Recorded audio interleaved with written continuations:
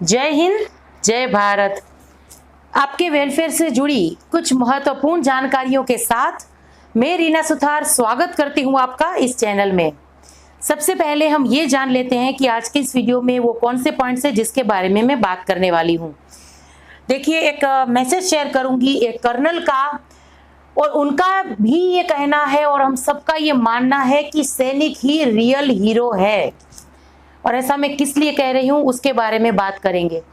इसी के साथ साथ देखिए, नवंबर में OROP 2 की तीसरी किस्त आने वाली है, तो उसके लिए क्या करना है, और इसी के साथ जिनको अभी भी पहली और दूसरी किस्त नहीं मिली है उनका क्या, उसके बारे में बात करेंगे। इसी के साथ साथ देखिए, स्पर्श में माइग्रेट जो हुए हैं अभी ऐसे पेंशनर्स के लिए एक महत्वपूर्ण नंबर वो आज के इस वीडियो में शेयर करूंगी। ये हेल्पलाइन नंबर है, इसके माध्यम से आपको कोई भी अगर परेशानी है तो आप उसको सॉल्व कर सकते हैं। इसी के साथ देखिए, नवंबर में लाइफ सर्टिफिकेट सबमिट करवाना है, उसको लेकर बात करूंगी और कुछ कमेंट्स शेयर करूंगी। जो कमेंट्स हैं माइग्रेशन को लेकर, और इसी तरीके से 2-3 कमेंट्स मैंने निकाले हैं जो सभी वेटरन्स जो मेरे भाई हैं इनके प्रश्न हो सकते हैं। तो चलिए, इन्हीं सब खबरों के लिए वीडियो में आगे बढ़ते हैं। सबसे पहले देखिए, यहाँ पर मैं बात करती हूँ सिक्किम में। आप सभी को पता है कि देखिए किस तरीके से कि सिक्किम में जो बाढ़ आई उसमें हमारे 30 जवान लापता हो गए थे। उसकी जानकारी जो है वीडियो के माध्यम से मैंने शेयर की थी। उसके बाद हमें ये भी समाचार मिले थे कि एक जो हमारे देश के जवान हैं वो सही सलामत हमें मिले हैं, वो हॉस्पिटल में भर्ती भी थे। इसके बाद देखिए, सेना ने जो रेस्क्यू ऑपरेशन चलाया उसमें अभी देखिए मुझे बताते हुए काफ़ी दुख हो रहा है कि 8 ऐसे जवान जिनकी डेथ हो चुकी है उनकी बॉडी मिली है सेना को। अभी आप स्क्रीन पर उनकी फ़ोटोज़ भी देख पा रहे होंगे। तो ये शहीद हुए हैं भारत माँ की रक्षा करते करते, इन्होंने अपना सर्वोच्च बलिदान दिया है। देखिए, बहुत दुख है और मैं प्रार्थना करती हूँ कि भगवान इनके परिवार को इस दुख की घड़ी में साथ में रहे उनके, और इस दुख से निकलने में मदद करे। इसी के साथ देखिए, यहाँ पर एक कर्नल अमित कुमार जी हैं जो हमेशा सोशल मीडिया के माध्यम से अपने विचार रखते हैं और काफ़ी पॉजिटिव विचार रखते हैं अपने। इसमें देखिए, आज उन्होंने एक ट्वीट किया है और मुझे वो ट्वीट शेयर करना इसलिए ज़रूरी लगा क्योंकि इस ट्वीट में यही बात लिखी है जो मैं हमेशा अपनी वीडियो के माध्यम से कहती हूँ कि जो हमारे देश की जनता है या आम लोग जो हैं वो एक सैनिक को अपना हीरो नहीं मानते, बल्कि वो जो रील्स चलती है या फिल्मों के हीरो जो 2 घंटे की मूवी में नकली बंदूकों के साथ, नकली फाइटरों के साथ जो जांबाजी दिखाते हैं उनको अपना रियल हीरो मानते हैं, और इस तरीके से काम होता है। मुझे ये बिल्कुल सही नहीं लगता। मैं अपने वीडियो के माध्यम से हमेशा इसके लिए आवाज़ उठाती हूँ। आज देखिए, ये ट्वीट पहले मैं पढ़कर सुनाती हूँ, फिर इसके बारे में बात करेंगे। क्या लिखा है इन्होंने, अभी आप स्क्रीन पर भी देख पा रहे होंगे। मैं इसको हिंदी में ट्रांसलेट कर पढ़कर सुनाती हूँ। प्रत्येक भारतीय का वास्तविक नायक और राष्ट्र की रक्षा में शामिल उनके परिवारों के बलिदान के बारे में जानने की जरूरत है, न कि रील नायकों के बारे में। यहाँ तक कि रील हीरो भी सैनिकों की भूमिका निभाकर और उनकी जीवन शैली का अनुकरण करके सम्मान और पैसा कमाते हैं। जिस दिन हमारी जनता रील नायकों और नकली राजनेताओं पर खर्च किए जा रहे समय और धन का मूल्य समझ जाएगी, यह एक क्रांति होगी। अपने आप से अवश्य पूछें कि आपने उनके लिए क्या किया या क्या कर रहे हैं। यानी कि यहाँ पर ये सैनिक की बात कर रहे हैं, आम लोगों से ये कह रहे हैं कि एक बार थोड़ा ये सोच के देखिए कि आप जो रियल लाइफ में जो बॉर्डर फिल्म में जैसे कुछ ऐसी फिल्मों में सैनिक की भूमिका निभाते हैं उनको तो बहुत प्यार देते हैं, सम्मान देते हैं, लेकिन जो असली में हीरो है, जो भारत माता की रक्षा के लिए, अपनी सीमाओं को सुरक्षित रखने के लिए, देश पे अगर सबसे ज़्यादा अगर कभी मुसीबत आती है तो सबसे पहले हमारे सैनिक खड़े होते हैं। उनके लिए आपने क्या किया, ये पूछ रहे हैं आम जनता से, और पूछना भी चाहिए, क्योंकि OROP की 2 की लड़ाई में बहुत कम ऐसे सिविलियन हैं जिसने साथ दिया होगा। मुझे कुछ एक कमेंट आए हैं, लेकिन ज़्यादा इतने नहीं हैं जितना हम आशा रखते हैं उनसे। आगे देखिए, यहाँ पर यह भी इन्होंने पूछा है कि क्या आप अपने आसपास रहने वाले किसी सैनिक या परिवार के बारे में जानते हैं।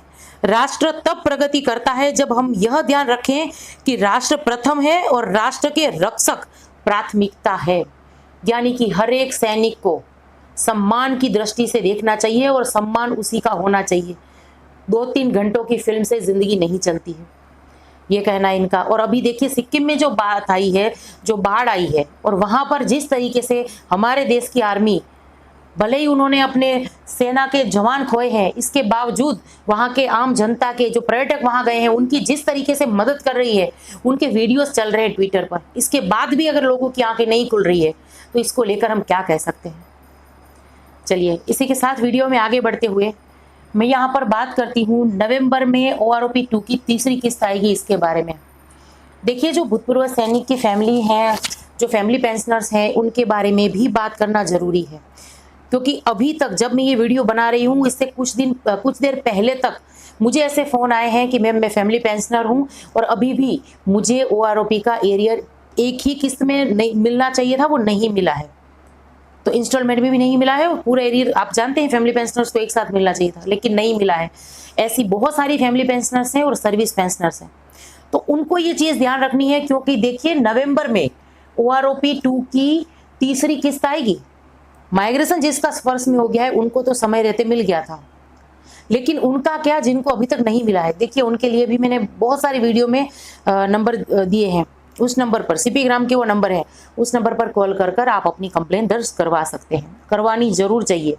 इसके बाद देखिए एक और चीज़ याद रखने के लिए बताऊं, आपको ध्यान रखने वाली बात है, CP ग्राम के उस नंबर पर यानी 1800-111-960, इस नंबर पे बहुत सारी फैमिली पेंशनर्स ने फ़ोन किया है। तो एक दो ने मेरे साथ ये भी शेयर किया, उसमें एक सर्विस पेंशनर्स भाई साहब भी थे। उन्होंने मुझसे क्या कहा कि देखिए वहाँ पर जो हमारे से बात कर रहे हैं वो ये बोल रहे हैं कि आपको OROP 2 में आपकी जो पेंशन है वो रिवाइज नहीं हुई, इस तरीके से हमें वो जवाब दे देते हैं।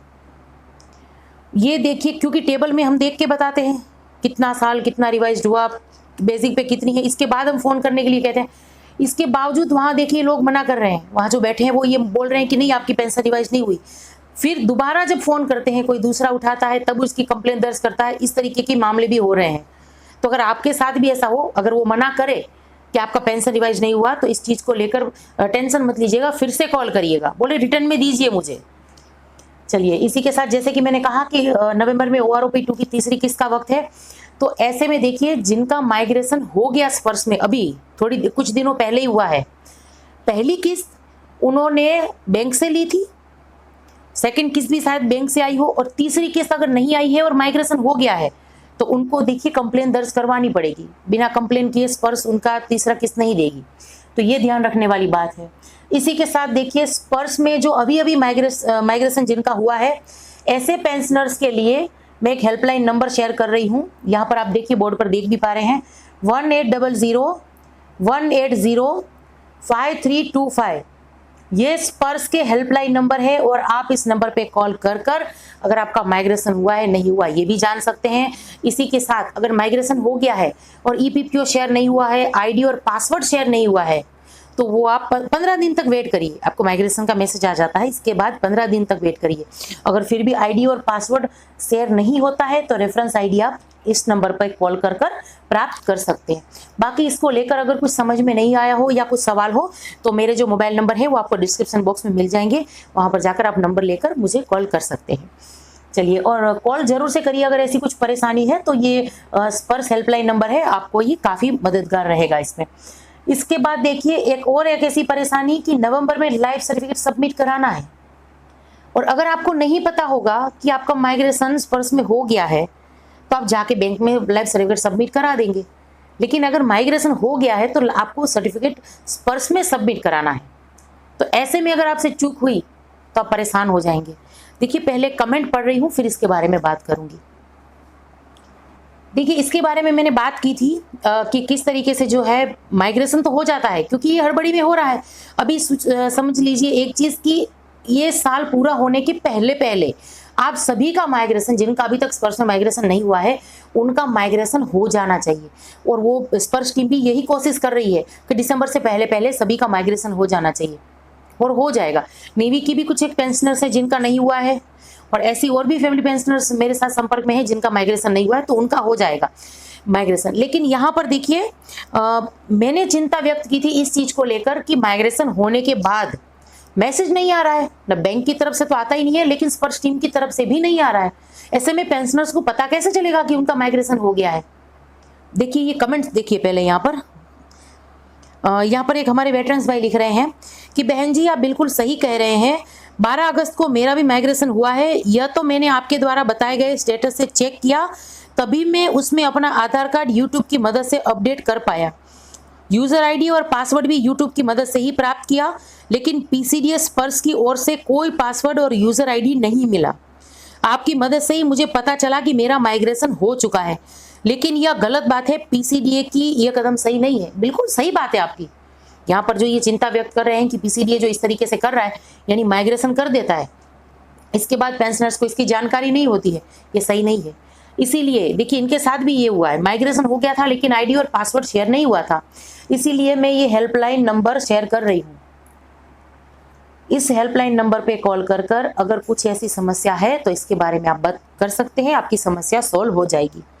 इसके बाद एक दो कमेंट्स ऐसे ले रही हूँ जो अभी एक दो दिन पहले मैंने वीडियोस अपलोड किए हैं, उसमें मुझे वो कमेंट्स आए हैं और उसके जवाब देना मुझे बहुत ज़रूरी लगा, क्योंकि बहुत सारे ऐसे डिसेबिलिटी पेंशनर्स मेरे भाई होंगे जिनके ये सवाल होंगे, और इसी के साथ जो भी सर्विंग पर्सन है उनमें भी इस चीज़ को लेकर टेंशन है कि डिसेबिलिटी रूल्स में जिस तरीके से बदलाव आया है तो उसको लेकर क्या आने वाले दिनों में इस पर हमें इसका प्रभाव हम पे पड़ेगा, इसको लेकर सवाल पूछे जा रहे हैं। चलिए पहले उसके बारे में बात करती हूँ। तो देखिए यहाँ पर एक हमारे भाई क्या पूछ रहे हैं कि मैम जो 2018 से एलएमसी हैं और अभी वो रिटायरीज होना चाहते हैं, जॉब छोड़ना चाहते हैं, तो क्या उनको 2008 का रूल्स लागू पड़ेगा या 2023 का रूल लागू पड़ेगा?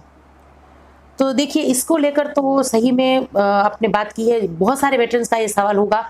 तो यहाँ पर देखिए वो जो लेटर आया है डिसेबिलिटी पेंशनर्स में जो बदलाव हुए हैं उसमें यही लिखा है कि 23 सितंबर 2023 के बाद जो रिटायरीज आएंगे उनको नए रूल्स के हिसाब से ही डिसेबिलिटी पेंशन मिलेगा। तो मुझे तो यही लगता है कि इसमें जो आप पूछ रहे हैं तो इसमें आपको कोई ज़्यादा बेनिफिट नहीं मिलेगा, यानी कि नुकसान होने की ही संभावना दिख रही है। चलिए इसके बाद एक और जल्दी से मैसेज देख लेती हूँ, जैसे कि वो इसी पर है कि आईडी और पासवर्ड को लेकर। यहाँ पर देखिए एक भाई साहब ने लिखा है कि गुड मॉर्निंग मैम, हमें अभी तक ईपीपीओ यूज़र आईडी पासवर्ड नहीं मिला है स्पर्श से मैम, तो क्या करूँ? हाँ, मतलब यूज़र आईडी और पासवर्ड नहीं मिला है, सेम प्रॉब्लम जैसी कि मैंने कही थी।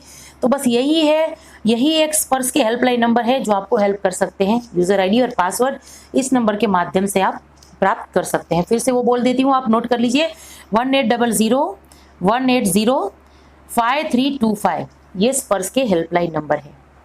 चलिए ये 2-3 कुछ महत्वपूर्ण जानकारियां थी जिसको लेकर आज की इस वीडियो में आई थी। उम्मीद करती हूँ कि मेरे द्वारा दी गई जानकारी आप सभी लोगों के लिए यूजफुल रह रही होगी। बाकी इसको लेकर आपके जो भी विचार है कमेंट्स के जरिए जरूर से शेयर करिएगा, और वीडियो यूजफुल लगे तो लाइक और शेयर करना ना भूलिएगा। और मेरे चैनल पे नए हैं तो चैनल से जुड़ने के लिए चैनल को सब्सक्राइब कर दीजिएगा। इसी के साथ आज के इस वीडियो से विदा लेती हूँ। जय हिंद।